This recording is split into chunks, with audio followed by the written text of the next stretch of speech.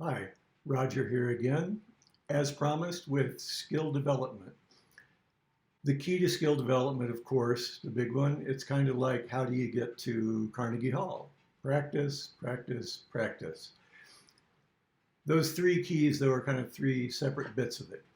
One is developing a daily practice habit. Really important. We're going to come back to that another day. The second one is purposeful practice, working on skill development at a correct level so that you get the best bang for the buck. And finally, fun band tunes that offer achievable progress that make them want to practice. As we dig into this topic, we have three primary sources. Recent brain research that tells us how skills actually develop and the brain's role in that. The wisdom of the ages of music teachers and students for hundreds of years and what they've discovered works along the way, and our own gut as band directors of knowing what works with our kids. One key is motivating the start of that session, especially until the daily habit has kicked in. And the key to that is seeing their own progress, noticing that the practice pays off. So there are really three steps to making this happen. One is to somehow force a little bit of progress, to force them to go just beyond their current capabilities in that sweet spot where the brain really latches onto it and develops that new skill. Two is to notice that progress, which is hard to do sometimes, and then to document it so that they remember. If they write it down, they'll remember that they actually made some progress. And the third thing then is when you notice that and you've hit a new personal best, celebrate it for just a moment. This idea of forcing a little bit of progress kind of goes against the grain with an important pillar of the ancient wisdom, and that was practice makes perfect, or perfect practice makes perfect. And we're going to actually push the students out of their comfort zone and into a place where they make some errors. Now, obviously, there's a balance to strike here between correct practice and practicing out on the edge where there are going to be some mistakes.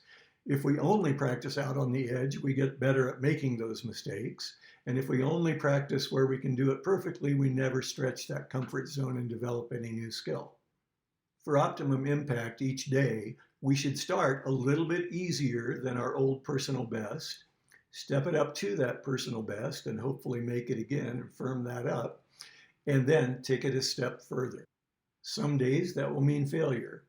Other days, it gets us a new personal best. For many challenges, this can be done with a metronome. We know exactly in beats per minute what our personal best was on this exercise or this piece, and we can start just a little bit slower, maybe 4 or 5 beats, to do it once correctly, to feel comfortable, then step it up to that personal best and solidify that, and then step it up another 4 or 5 beats and see if we can do it.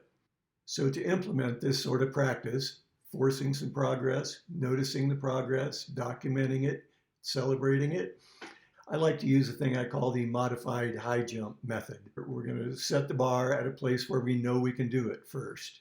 And then when we clear that, we get 3 tries to make the next one. If we make it in 1 try, great. We get 3 tries to make the next one, and just keep raising the bar.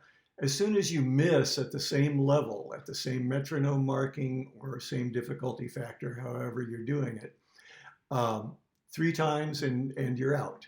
So that's the end of that exercise for that day. Notice and document the improvement.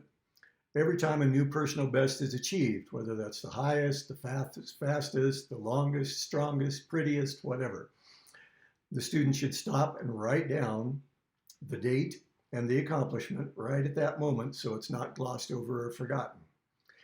Even if they're about to try to break the record again, it never hurts to break it twice in 1 day, 2 celebrations. And finally, what is that celebration? New tiny steps need to be locked in their head with a celebration.